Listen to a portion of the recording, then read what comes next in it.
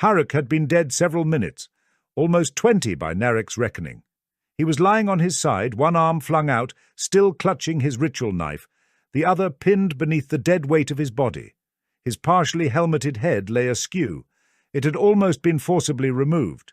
He had received 2 fatal wounds. The first, a bolt round through the neck, had ripped open Haruk's jugular and exposed his carotid artery.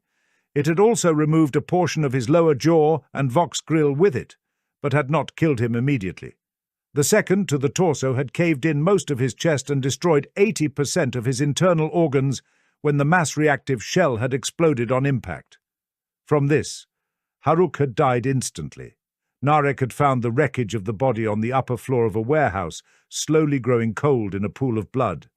Kneeling down by his dead brother, he felt no grief for Haruk. The word-bearer was a true bastard amongst bastards, who liked to make sport of his prey. His predilection had been his undoing this time. Kill quietly, kill quickly. This was Narek's way. A toy was a thing to be played with, and toys were best left to children. An enemy was not a toy, he was a threat to your life until his was ended, but Haruk was a sadist. So many of Narek's kin were turning this way.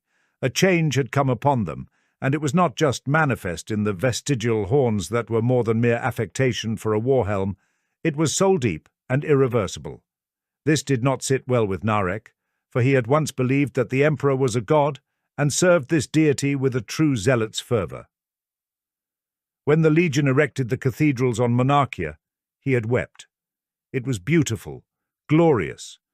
All of that was gone now, and an older pantheon had resurfaced to usurp the supposed pretender. So, the sight of his slain brother did not hurt him. But, as Haruk was of the word, Narek would perform the rites over the corpse as required. Swathed in darkness, he muttered the necessary incantations that would put Haruk's soul in service to the pantheon. Now he would become the sport, a plaything of the neverborn.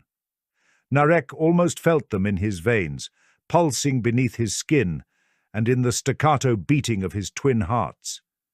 They clung to this place, and their grip was ever tightening as Lorga wrote his song of murder. Elias had spoken of it one night when the sky seemed blacker than pitch, and the two of them had shared a drink between comrades, if not friends. This was the Primarch's symphony, and it had unleashed a ruin storm of such terrible intensity that the very galaxy was cleft in twain by it.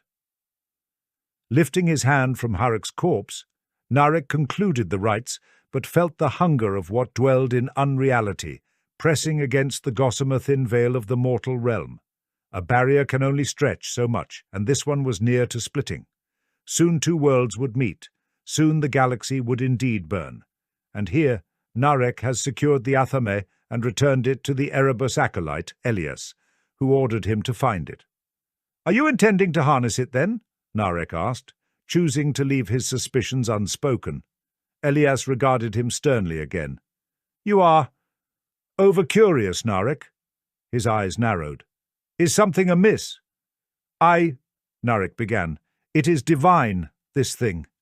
He gestured to the spear, eyes drawn to its fulgurant glow, which even now threw back the shadows inside the tent. "Does it not make you—" Elias had not lowered his gaze and listened intently to his huntsman. "Make me what, Narek?" "Question." He barely whispered it for fear that to speak it aloud was part of some blasphemy. "You have doubts?" "I am merely seeing what is in front of my eyes. Here in your hands lies a piece of the Emperor's will. It is lightning, cast from his fingertips and forged into a weapon." Elias was nodding. "Indeed it is a weapon, one I mean to wield. I see now that was Lord Erebus's plan for us all along.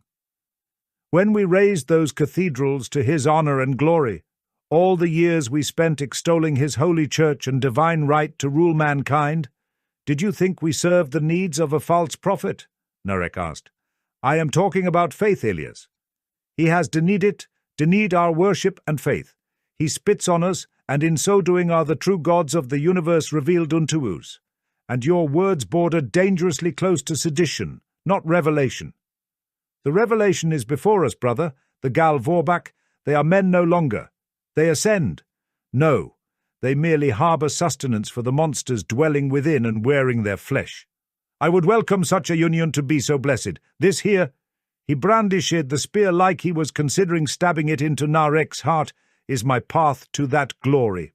I see only damnation, but I am bound to it, as are you. And don't threaten me with sedition. Your words smack more thickly of betrayal than mine."